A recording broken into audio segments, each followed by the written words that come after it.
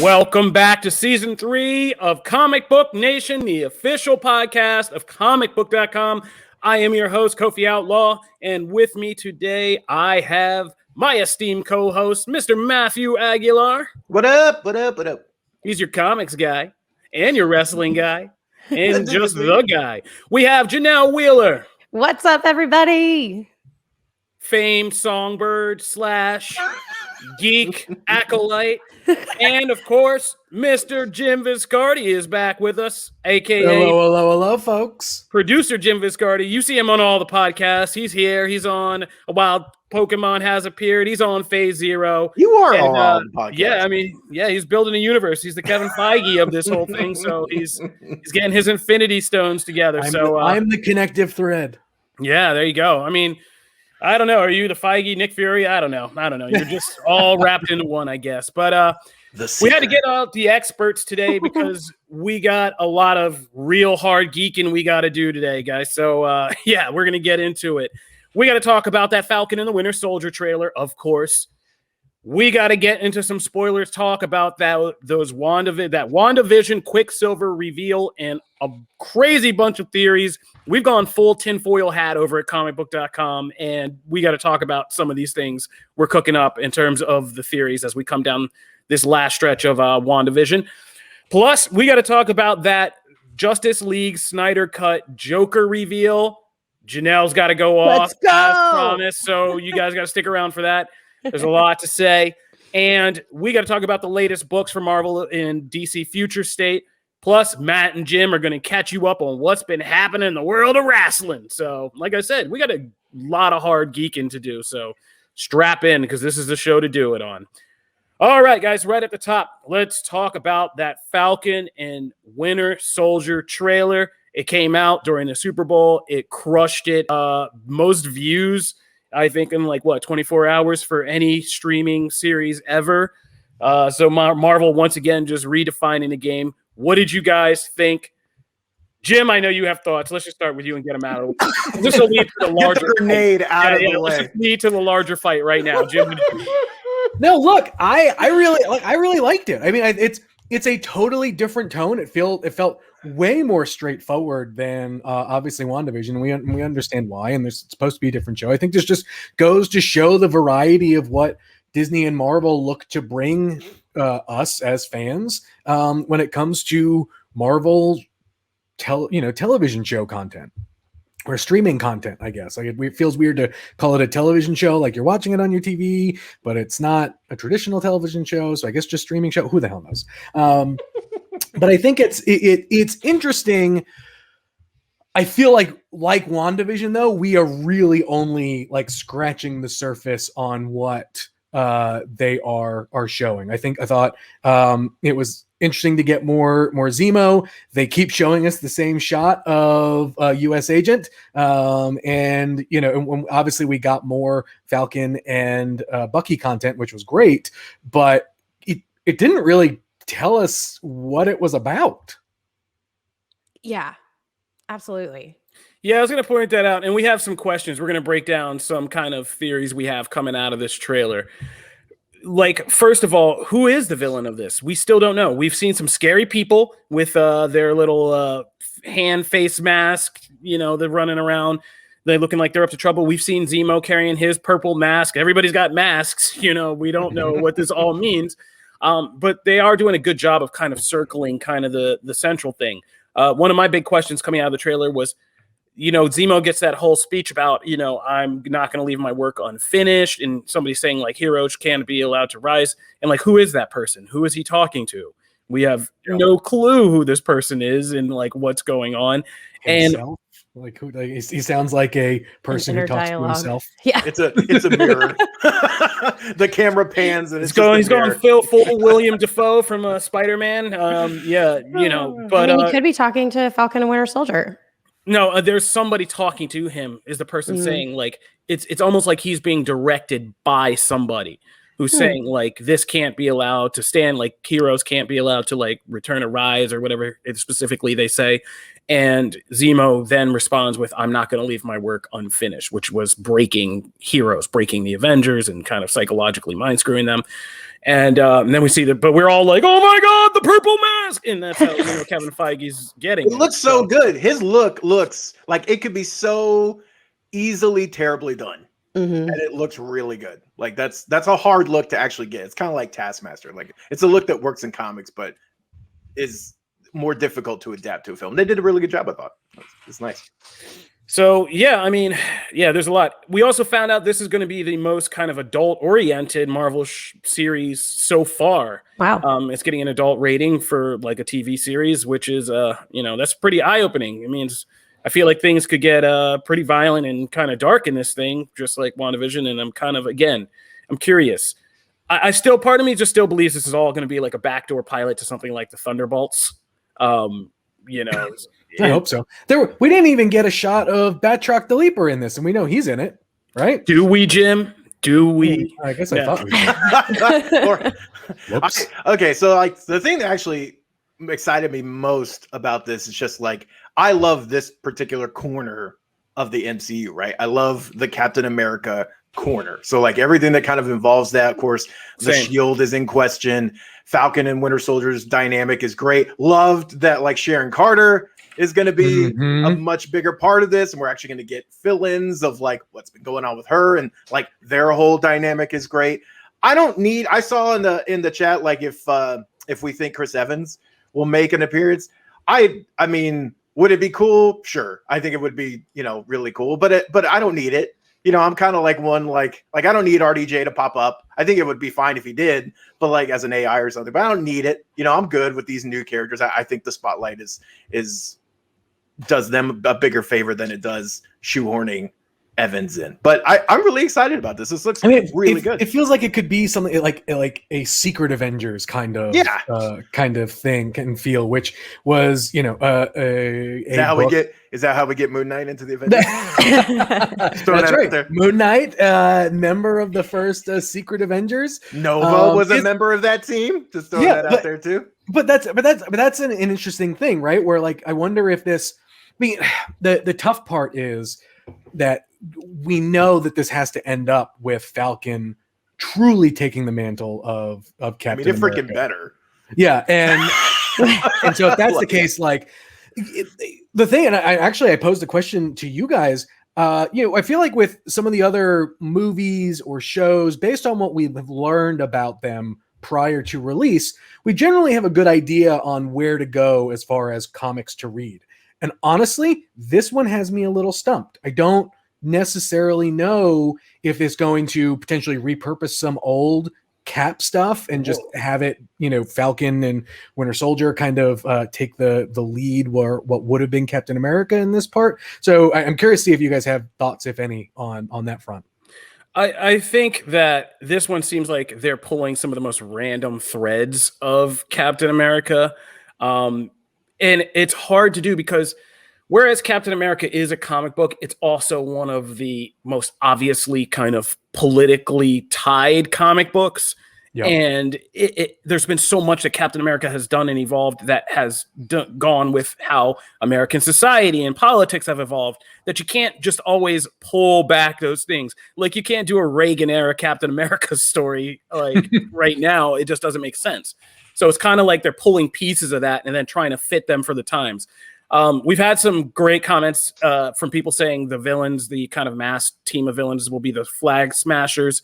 They've also have kind of shades of the Grapplers, which is like another kind of obscure team, which of course introduces characters like Songbird, who becomes a Thunderbolt. And there's all of that on the table. Like, yeah, there's a whole history of like U.S. Agent being 5 different people. Like, that's the thing. Like there's a lot. It's just, and that's the really interesting thing. Like I feel like when we maybe get a more official, I guess, story trailer, hopefully we get a bit more insight. But I mean, but if you look at it, and because Kofi's right, like, and Jim, you're right too, because this is such a weird space of in between big Cap storylines in the comics.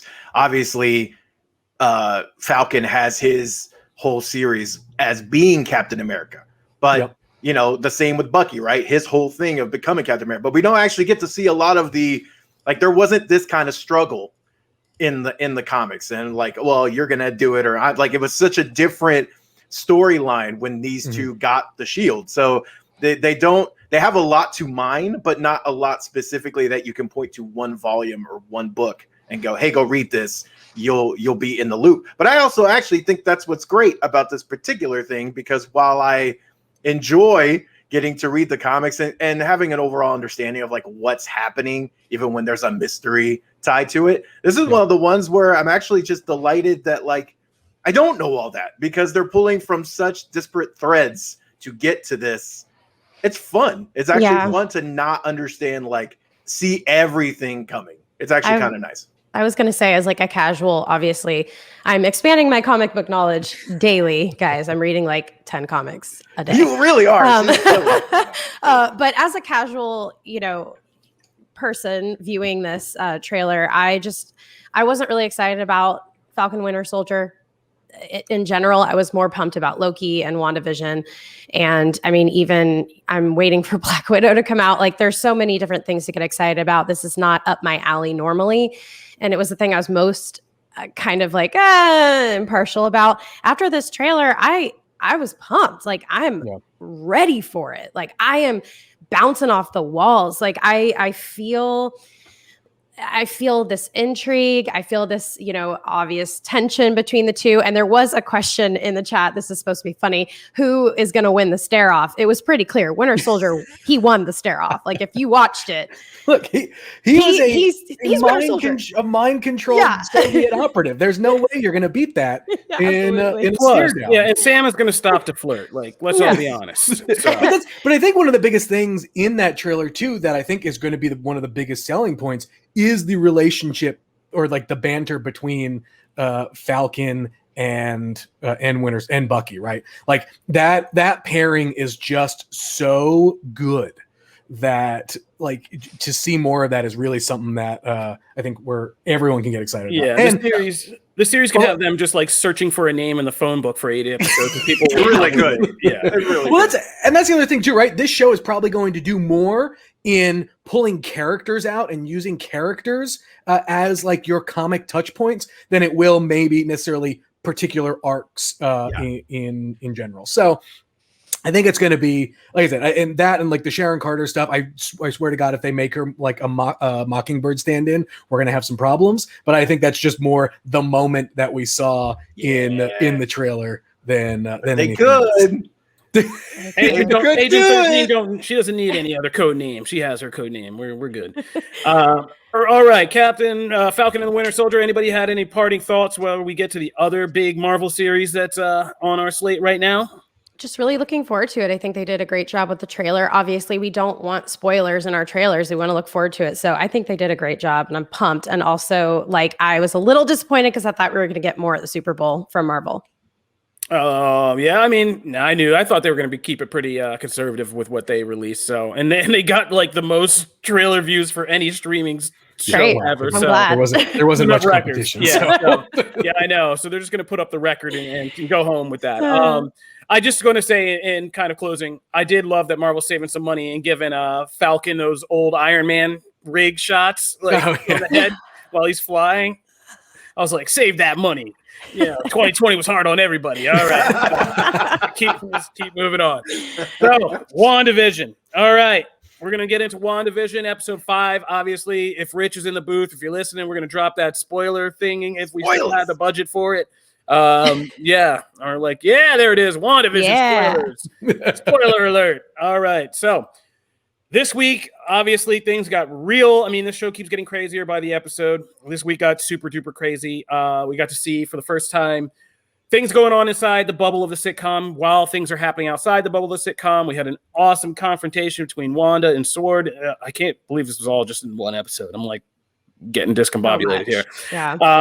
But of course, the big thing we're going to start with was the ending twist, which saw Evan Peters show up as Quicksilver. Or no, I'm sorry. We don't know that yet.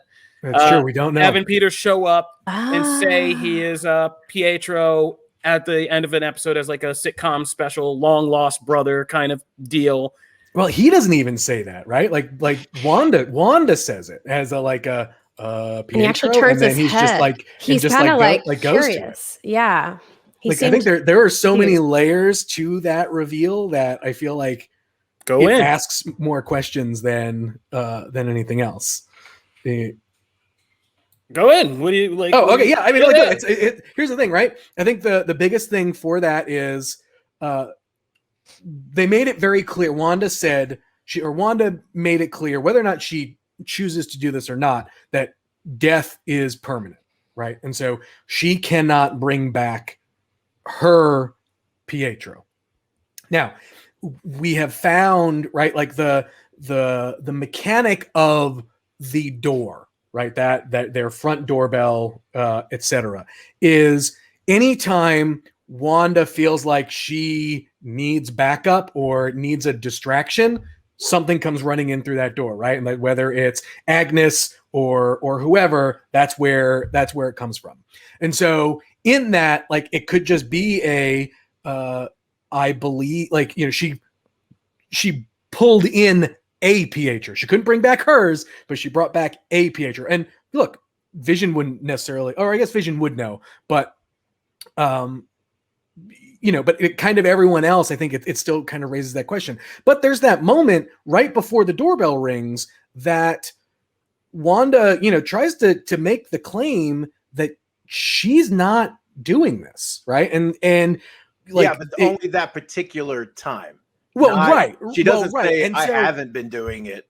Right. She says that time. She says, I didn't do that one. Right. And so that's the question, right? Like, did Wanda bring this Pietro back? Is there another force that brought that Pietro back to either like help out or whatever? There's that bigger play where, right, the prevailing theory is, oh man, you know, Mephisto.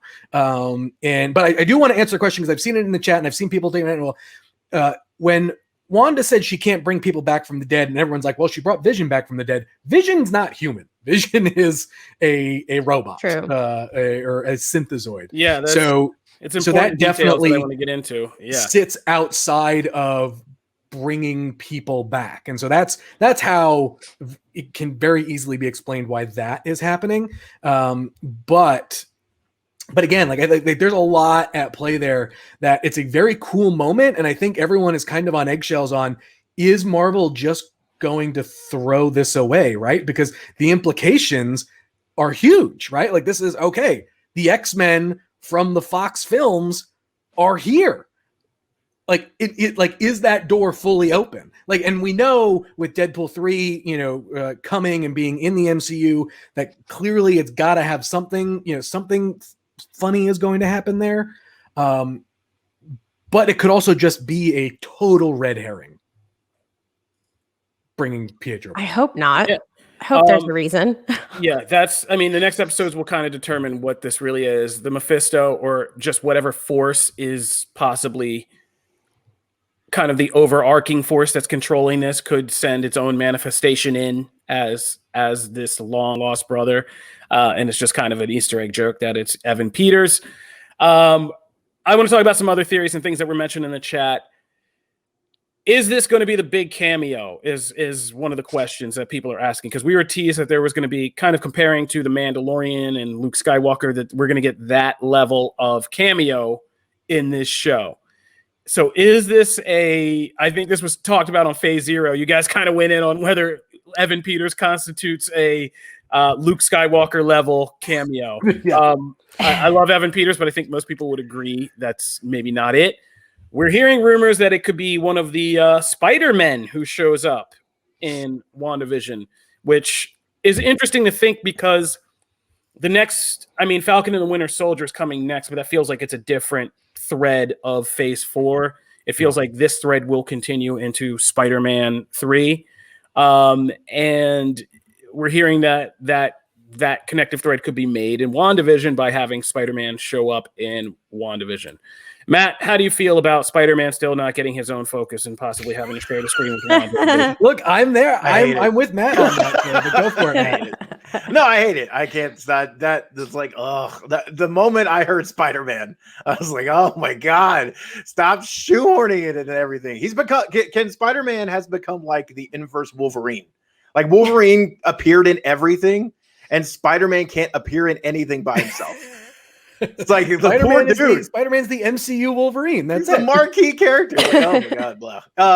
So yeah, I'm not a fan of that. I also don't necessarily think that adds anything to this, and that's having Evan Peters as Quicksilver, and you can say this both as a like Quicksilver as a character is not obviously like Luke Skywalker level of cameo, but for all the things you both talked about is why it's important, right? It's not about really Quicksilver. It's about the fact that, or Pietro. It's about the fact that this character is from the Fox side of things. It's such a big thing. It would have been bigger if like things hadn't leaked ahead of time. But like it's and we also, by the way, I won't go into that. But we know that like this is also not a one-off for him, right? Like we're gonna get probably more of him, or at least allusions to him in the next episode. So that's a big deal. Maybe that's what she was talking about, which I can't necessarily argue that point because that is a big deal. And I think we got to believe too that Doctor Strange is going to show up at some point, and I don't think that's a major surprise. How Luke dare Skywalker you? kind of reveal. But like, I saw something get shared around on Twitter, and I forget where I saw it, but it was an interesting moment where we've already on the site have written about the kind of callback of Wanda pointing guns back on the people who are pointing guns on her, where that's a very Magneto move that we've seen kind of time and time again. But there is such a slight detail that I didn't catch the first time around, where she's holding her power and she kind of flips her hand as she does it. Magneto does the same. Michael Fassbender's Magneto does the same thing in one of the X-Men movies. And I believe, I can't remember which one it is, but I saw the GIF and I'm gonna have to share or whatever, but like, it's like that, it's too similar to be a coincidence. And I think, like, I feel like Pietro, we say that a lot, Jim. But and I know, most but like, of it turned out to be a all been in the coincidence. basement for a long time. Michael Fassbender's Magneto, I believe, wait. is a Luke Skywalker type reveal. I don't know. If I believed every Reddit theory, I would be insane now, and half of it turns out to be not true at all, and it's just a coincidence of a thing. Like I don't know. If that's true, great, because Magneto is honestly the one carryover that, like, not as like I need that Magneto, but having Magneto as a character come in is a big deal for me, right? Like that's a big deal as an X-Men fan, things like that, and what that could pave the way for. Having Fassbender as Magneto, I don't care. Whatever. Well, that's crazy talk. All right, we gotta stop, pay some bills, and when we come back, we are going to get even further down this WandaVision rabbit hole because there are more theories that we have got to talk about. So be sure to stay tuned for that. Hot seat's on you, Matt. You didn't catch it. It was on that you. Re-intro scared the living daylights out of me. I was reading, and it was like, it just, startled me. Anyway. Hopefully it didn't scare viewers. You guys are just jumping in with us, Comic Book Nation. We are talking WandaVision theories after episode 5. We are doing full spoilers, just so you know. So we talked about this cameo and whether Evan Peters is the biggest thing. We've heard Spider-Man. Jim went down the rabbit hole saying we could see somebody like Fassbender's Magneto show up. I still am a believer like that there could be a parenting episode to this because they had the twin boys and it's a sitcom. You've had the James Spader's Ultron doesn't show up. I'm throwing a freaking riot. No, I've been on the Ultron train too, but not as Ultron, but of course as Spader, as James showing Spader. Up. Yeah. And there's also theories that Ultron could be at the heart of this because there are traces of him somehow left behind that kind of got into Vision, and now we're getting into Wanda and messing with her and all that stuff. So we're all over the place. Like Matt said, the Reddit theories are everywhere. So why not keep going with this? One thing I wanted to kind of pump are some of the theories we've come up with, and because we've all been in the basement for so long. So I've been going down the rabbit hole with Adam Barnhart, who did our wonderful interview with Harry Lennox last episode. One thing he noticed and kind of came up with that I thought was really good was noticing that WandaVision's commercials, we've all kind of been deciphering them about what kind of traumas Wanda has been through in her life. And like the Stark toaster is when she was trapped in the rubble with the Stark warhead. And, the Hydra watches are obviously about her time being or Strucker watches or the experiment Strucker did on her. But as Adam has pointed out, these also not only double for the traumas of Wanda's life, but they each kind of also are metaphors for the powers of the Infinity Stones. So the first one is the smart toaster.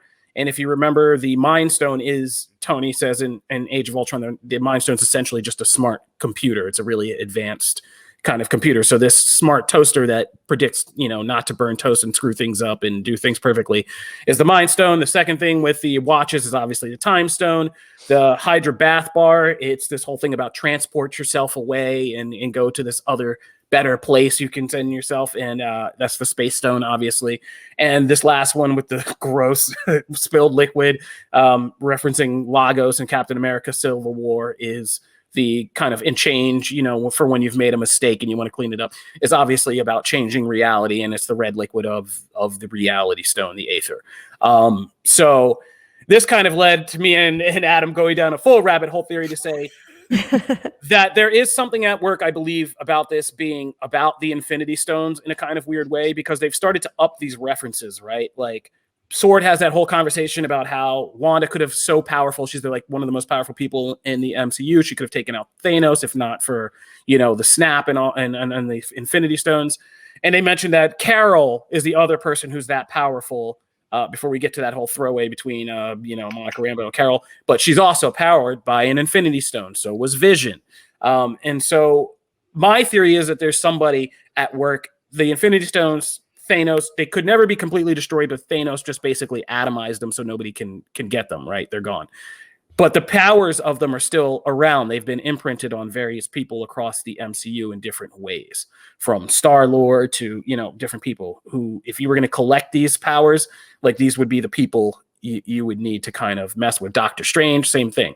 So I think, and I'm not fully formed on this, but this is going to be about somebody coming along and trying to regain some of these powers of the Infinity Stone in some form, which Marvel does all the time. They change from eggs to cubes to this to stones to this, and and I hate now there's it a every pyramid, time. and now there's a pyramid and sword, So I think, really hope not. And I think that led me further down the rabbit hole to kind of Jim pointed out the great scene that when Wanda goes to get Vision's body is a direct reference to Vision Quest, which is his old 80s Avengers West Coast story. Loved it. Yeah, love that story.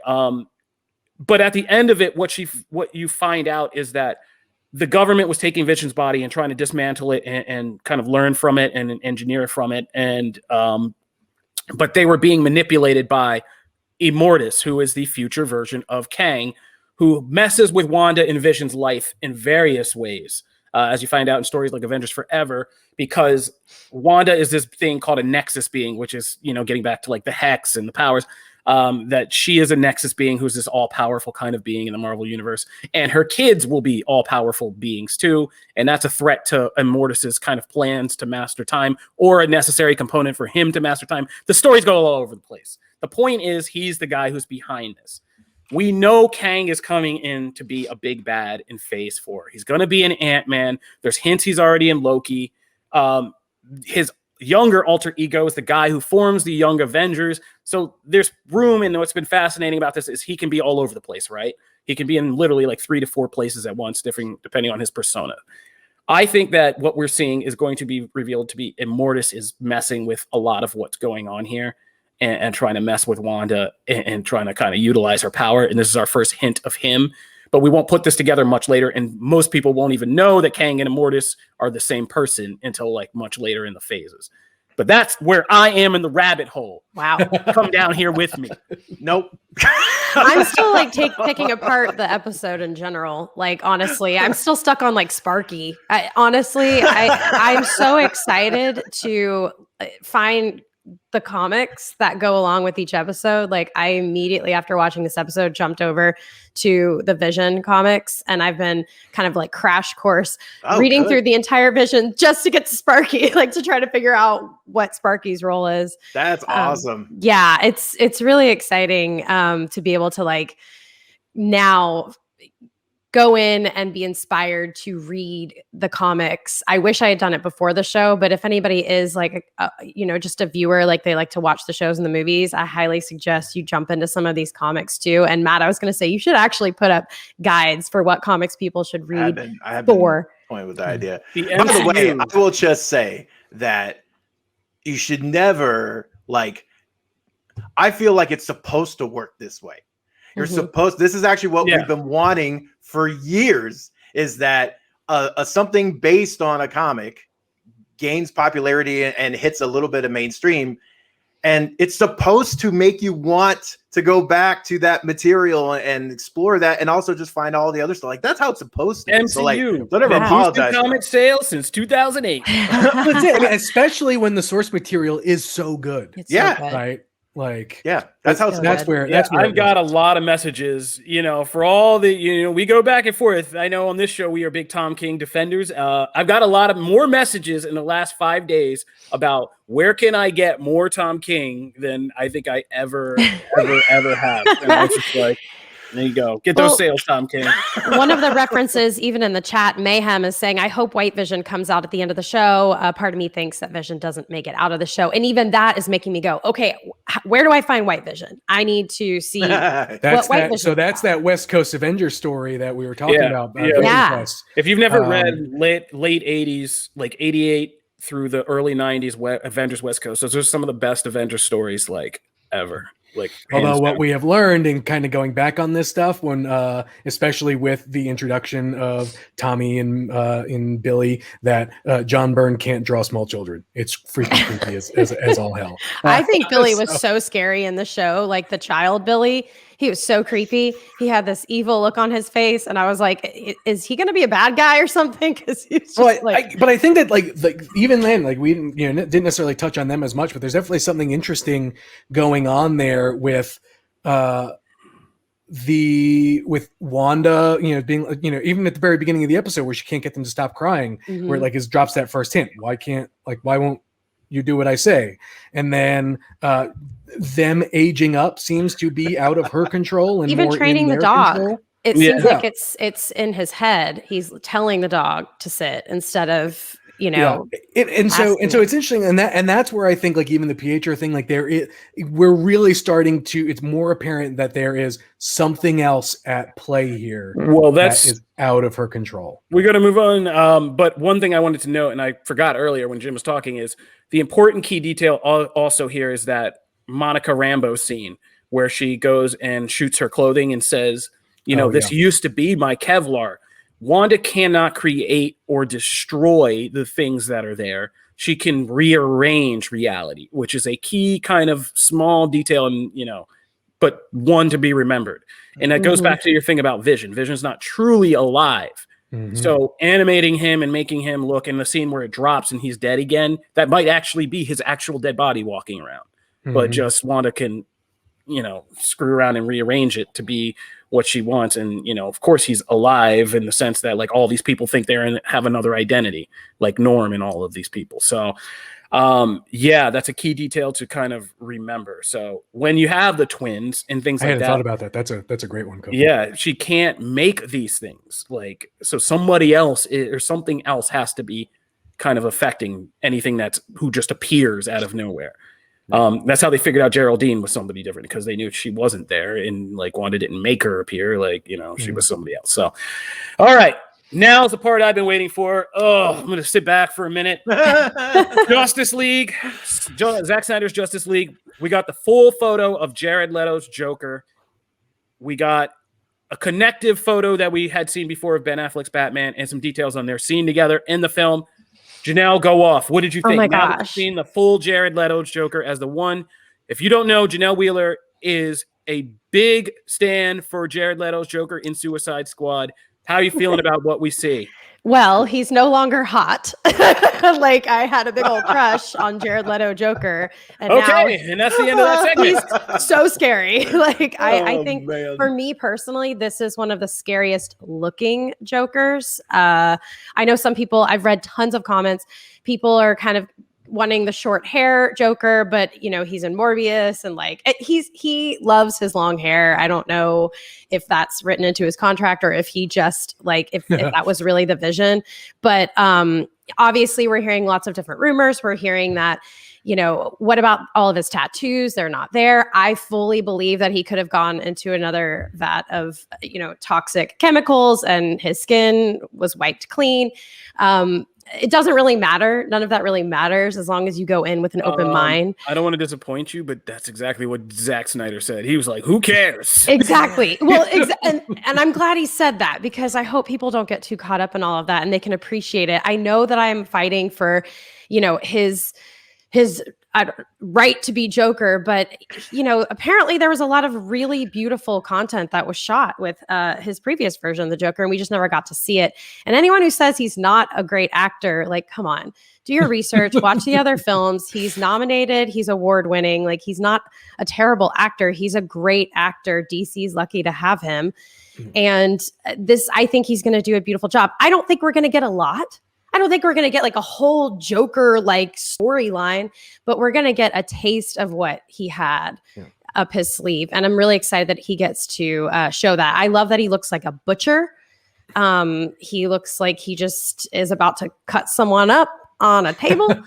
If you haven't seen it, it's a lot of very dark makeup around the eyes, very pale skin, a lot of dark makeup around his face to make the like smile. He just finished eating a whole bunch of ribs. Yes, totally. Yum.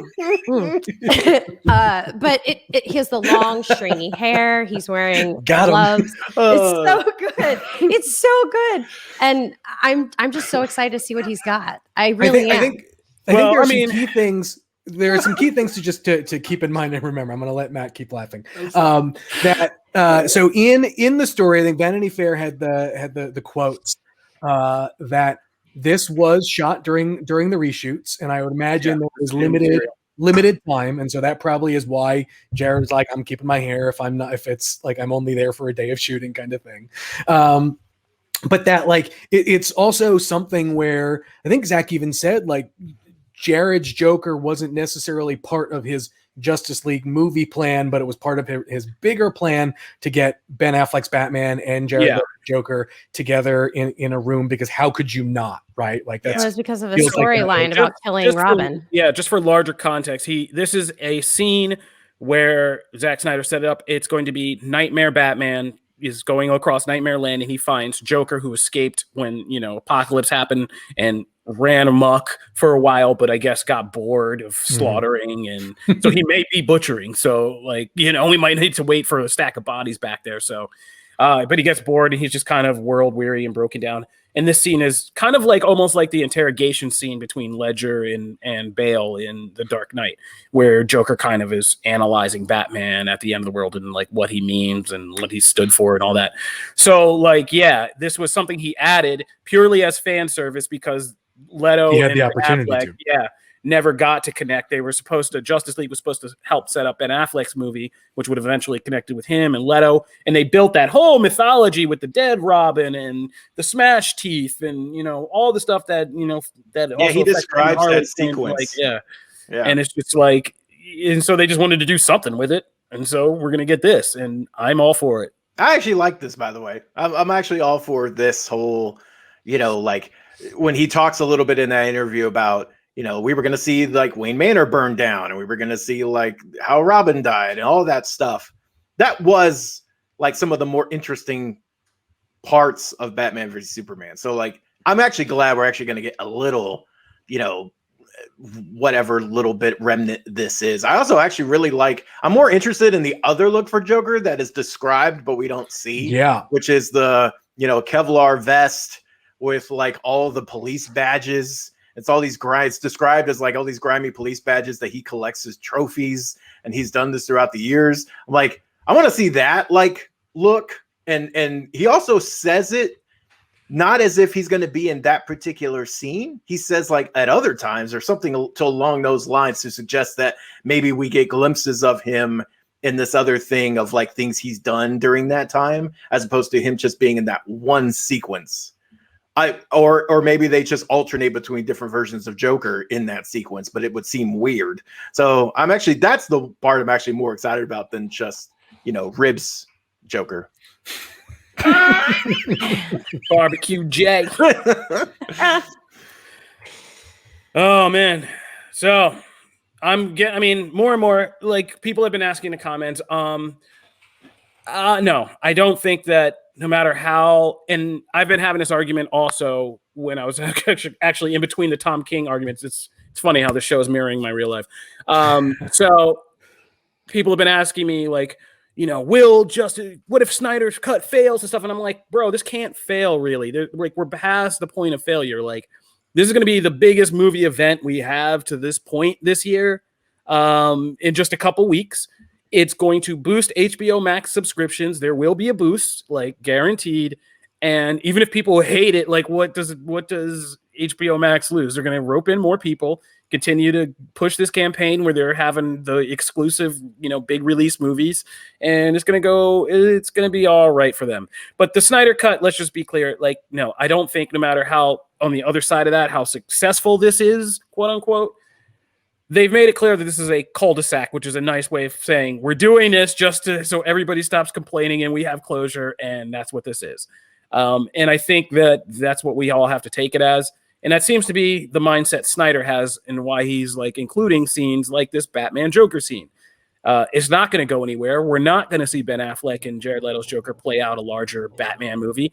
But hey, here's a nice thing for what could have been, and I think that's how you gotta really go into this to appreciate it. So, yeah, agreed. I'm very excited. I love it.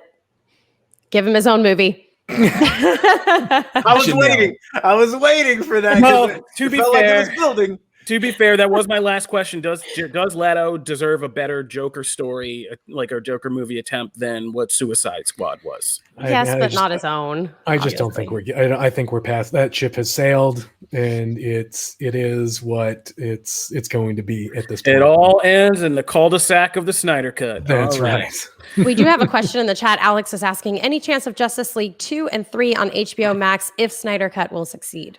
No, that's what I was just like. Yeah, that's just part of what I was just answering. Yeah. Like, yeah, no, this is your part 1, 2, 3, and 4. You get 4 and parts. It's long. It feels like that, right? It's going to be 4 parts, and that's going to be it. And when they say a cul-de-sac, like I said, that's a nice way of saying dead end.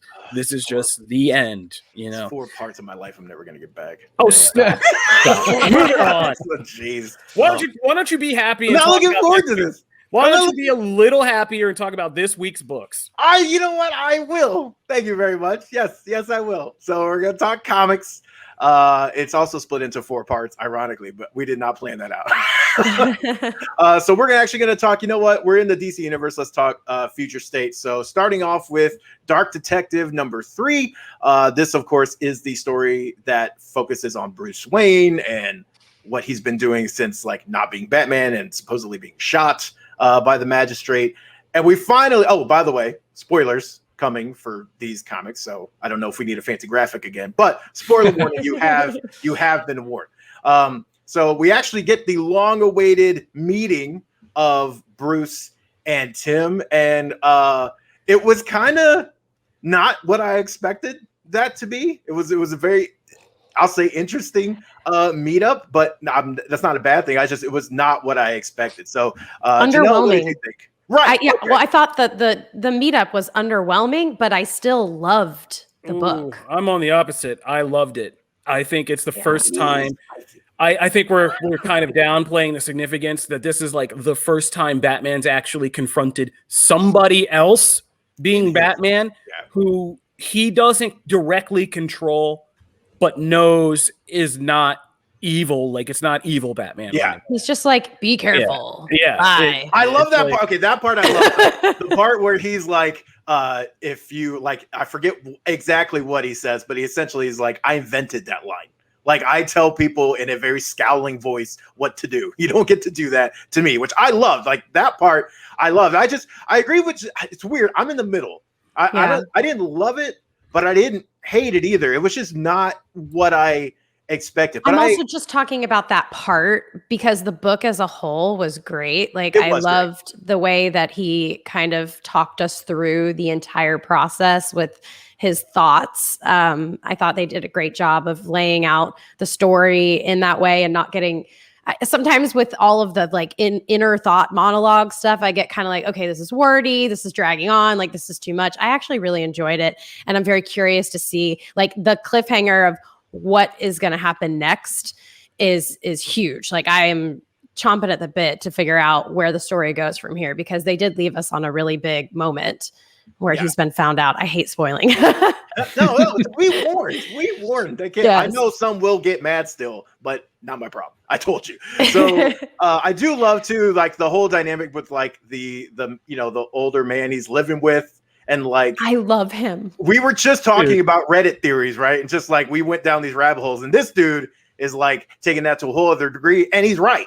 Like he ends up being completely right. Like he hears something, but he doesn't know what it is. Yeah. And like that whole thing is really interesting. So yeah, I mean, I thought this was I think they've done a really good job in this particular book of teasing all these little breadcrumbs of like what exactly happened to Bruce. You know, we still don't really know like how they found out he was Bruce Wayne. Like that's still kind of being teased along the way. So like there's some really interesting breadcrumbs, and then we get Dan Moore art on Batman, which I'm always a fan Beautiful. of. Yeah. I honestly want the Dark Detective stuff to become the regular continuity of Batman right now. I stump for this really hard. I really enjoy it. It's the most interesting Bruce Wayne has been in like years to me. I love this kind of noir, like actual noir detective thing he has going. I love his kind of basic Bruiser Batman thing. I love the odd, perfect stranger, not perfect strangers, that's a foreign thing, but like the kind of odd couple pairing of him and this conspiracy theory nut. Yeah, it's great. Who makes you realize that like just how close Bruce is to being a nut himself, like because that's why they get along so well. Is that guy's like be doing nutty stuff while he's in the basement, like taking apart drones and doing crazy stuff. And so yeah, this book is really good. And like I said, I liked the meeting with the other Batman because it was the first time that I've seen Batman have to accept that there is another Batman operating, and it's not him, but it's not a bad thing. Like it's not an evil Batman he has to stop. And so that was pretty good. And I thought they did a good job of just breaking that out as how Bruce Wayne would deal with that. Agreed. I think it's really good. Yeah. And then, of course, let's move over to Marvel. We're going to be fair. We're going to spread this out. I know we've been loving King in Black here. So, of course, we were talking about Thunderbolts earlier. This book is, this is very much the same type of flavor a lot of fans have loved from Thunderbolts in the past. What did you guys think? Janelle, did you catch up on the first issue too? Oh, yeah. I'm going all in. I had to reread This is probably my favorite King in Black tie-in. Yeah, it's really good. It's really good in a way that just all the other tie-ins feel kind of obligatory in a way that like, oh yeah, you're gonna have your Captain America tie-in or whatever, and I don't know as if I care about like those main characters as much in their tie-ins than I do with like what else is kind of going on in the background while all of this is going on. To me, that's always been the more interesting aspects of any of the tie-ins for these events. And look, Matt Rosenberg's he's got a knack for these kinds of characters that just works. And it's just and not to mention this book looks fantastic too. Like it's just an overall great package, and this is a book that I truly feel like gives you extra like about the world of King in Black that you don't necessarily get anywhere else. So that's, I really like this one. Yeah, I agree. I think it was very well done. I read both, so I kind of played catch up, and they read so well together, like just going through. I know that I'm kind of spoiled in that regard. I get to read them all at once, but I'm really excited because I keep hearing you guys throwing out Thunderbolts for maybe possible Falcon Winter Soldier. And now I honestly, even if you don't have a background and you don't really know a lot about Thunderbolts, if you read this, like I get it. I get the whole gist of who they are, how they work together, where their origins come from. And just because of these books alone, I feel ready to see them if they do somehow slide into anywhere else in the MCU. I'm very pumped about it. And I think they did a great job. I love it. I love the King in Black story, though. I'm digging it. I will say that, like, because I agree with Jim on the bigger things of like, the big main pillars, like Thor having a King in Black tie-in when he's so heavily tied into the main series anyway, or Captain America, whatever. But I will say the ones that are on kind of the outside have all been stellar. All those times. Black Cat has been excellent, and that has had a major plot line in that, but again, it's not front and center. Same way with Marauders, how that kind of yes, they're all obligatory because Marvel is going to slap that on everything. So they are like mandatory, like for the most part. But I think a lot of the kind of next tier down books have done a really good job, and not in that's not a derogatory way. That's just like not the like Thor, Captain America, Black Widow books have done a really good job of finding a niche to be able to explore and still adding to that King of Black story. Again, I think this is great. I also just love that like Rosenberg took characters like Star, who are kind of still trying to find their personalities and trying to find that thing that kind of puts them on a path to like cult favorite status. And like he takes them, this like, of course, like having Taskmaster in a book is interesting, but like this particular Taskmaster, like there's so much. I love the thing. I also just love that any one of these people can die. It's a very Suicide Squad. Thing. You don't feel like any of these people will probably make it out alive if one. At the beginning, you have a speech saying none of them survived. Right. So. Yeah, exactly.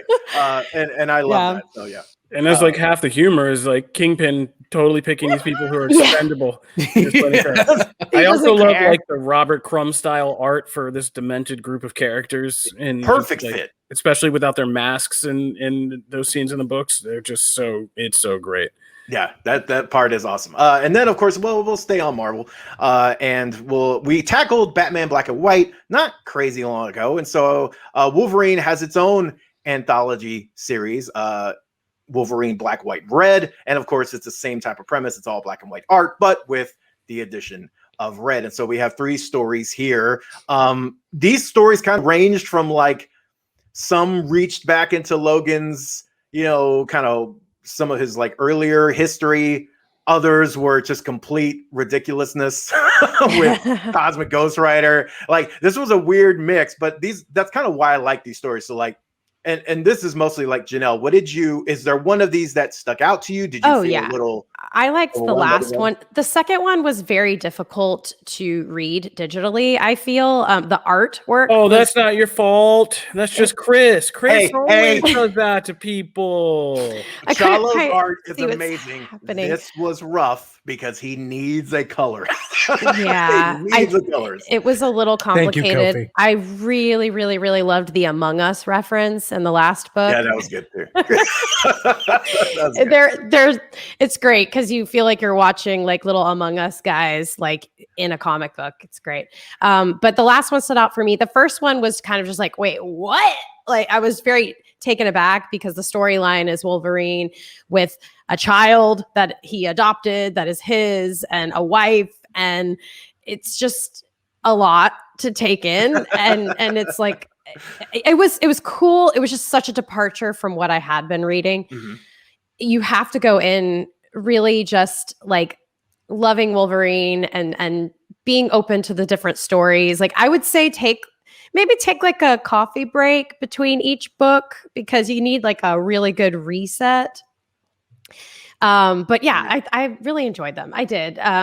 It's really hard to get super into a book without color. Kofi, is there one that stuck out to you? I'm guessing. The only one I liked was the Magic one because that was like kind of funny. And the art was great. But this book made me realize I'm just really unhappy with 2 things lately. John Ridley writing comic books. I knew I had this feeling. And these black and white issues. Like, oh my God. I can't. Like I can't. I don't enjoy these. I didn't enjoy the Batman one. I didn't enjoy this one. They feel so self-indulgent. Like Ridley's one's like a freaking Rashomon Kurosawa film, like wrapped into a thing. It's so dense and layered. It's just like, none of this is fun for me. But here's the thing though, right? Like it's what I appreciate about the format though. Yeah. Like I appreciate the anthology format and that like, look, at least we're not getting full series of this stuff. And so it provides us little tasters here that are like, oh, well, what if so-and-so, did this or did that. And again, like to me, the Wolverine one has been, hit or miss. There have definitely been some stories that I have liked more. They're all hit or miss, I feel like, you know what I mean? Yeah. That's kind of what you get, right? Yeah. At least it wasn't like one shots of these things where you feel, I mean, you're paying $4.99, $3.99 for some of these books, and it was a whole issue, and you're like, well, ooh, no, thank you. I'll just, because then it wouldn't get me to pick up the next issue. So like, I totally get it, but like the anthology format to me is incredibly important in also breaking in new talent and exposing folks to up and coming creative talent in a way that you wouldn't necessarily get elsewhere, for sure. Yeah, agreed. I don't always enjoy. They really are hit and miss, and it's the same way with Batman Black and White and all of these. But I still enjoy the format because you do, and that's actually why I've liked Future State's backup stories format with some of their bigger books, doing that 2 or 3 stories. Some of them are slogs, admittedly, but then you'll get a couple that just like, ooh, that sticks out, and hopefully people react to it, and that can get its own series. So that's always the hope. So that's comics this week. I've got a few other small little picks, but we can save those for the end of the show. Yeah, let's speed wrap. We got to get out of here soon, but let's get an update on wrestling. Jim, Matt, take it away. What happened at the Royal Rumble? What's happening now? What do people have to look forward to? You got like 2 to 3 minutes. Jim, what stuck out to you most about the Royal Rumble? Let's start there. I mean, look, we got Edge on all 3 shows as a result, right? Got Edge on Raw, Edge on SmackDown, Edge on NXT. So that certainly was a thing. I don't know if I can buy Edge going to challenge for the NXT title, but I can also see them doing it in a way to try and like put someone over, maybe, or like I don't know. I honestly, I don't know where they go with Edge that feels important enough. That's the thing. Like I love Edge, and I'm glad to see him back in some capacity. I don't know where he goes. That to me, the more interesting story out of the Royal Rumble is obviously all the stuff surrounding Bianca Belair. Like she is a superstar, and so don't take mine. All right, I've been on that bandwagon for the beginning. For sure. And I'm amazed you didn't bring up Christian.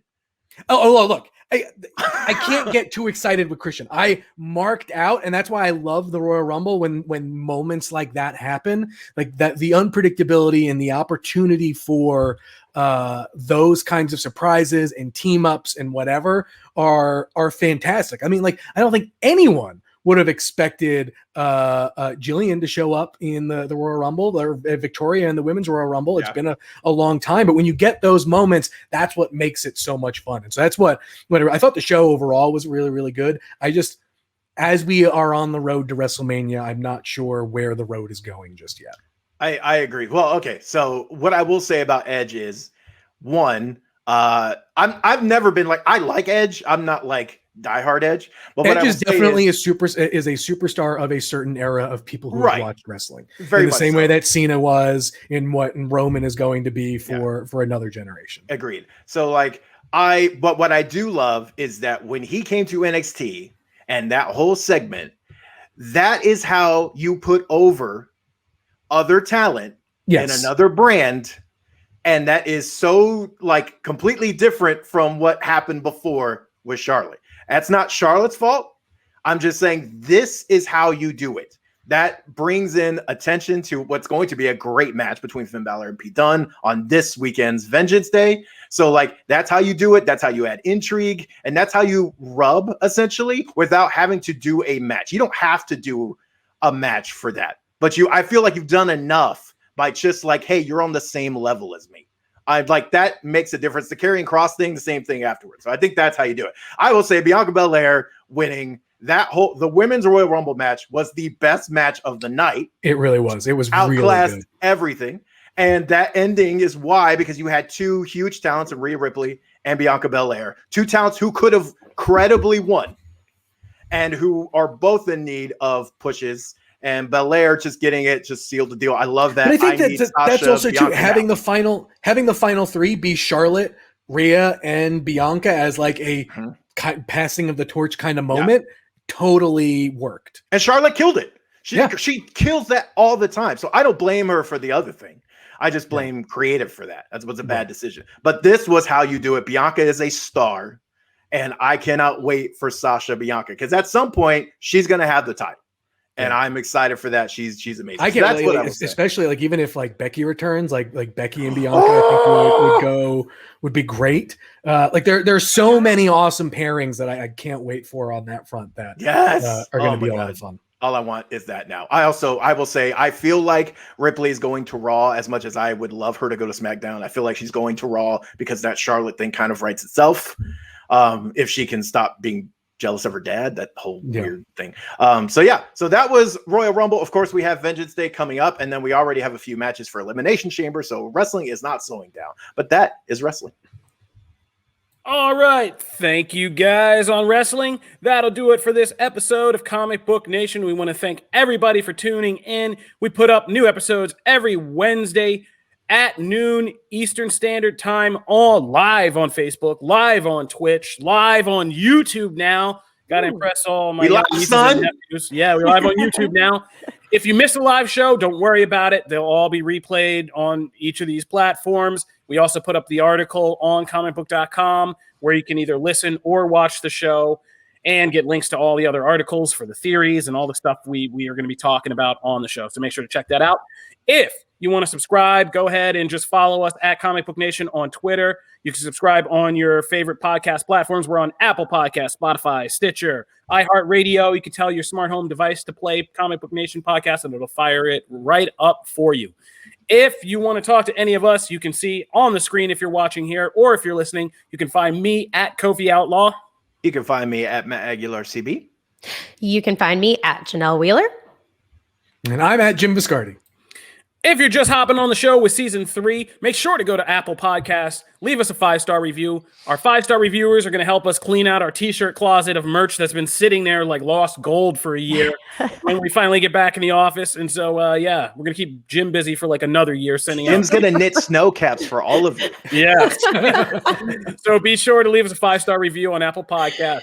That'll do it for this show. Make sure, because all of these discussions, a lot of them will probably filter over into this week's Phase 0, which you can catch on Friday with Jim, Brandon Davis, Jamie Girac. So when you watch this latest WandaVision, hop over there, talk about it with them. We'll be back next week on Wednesday to get deep geeky with you again on Comic Book Nation. See you then. Peace. Deuces.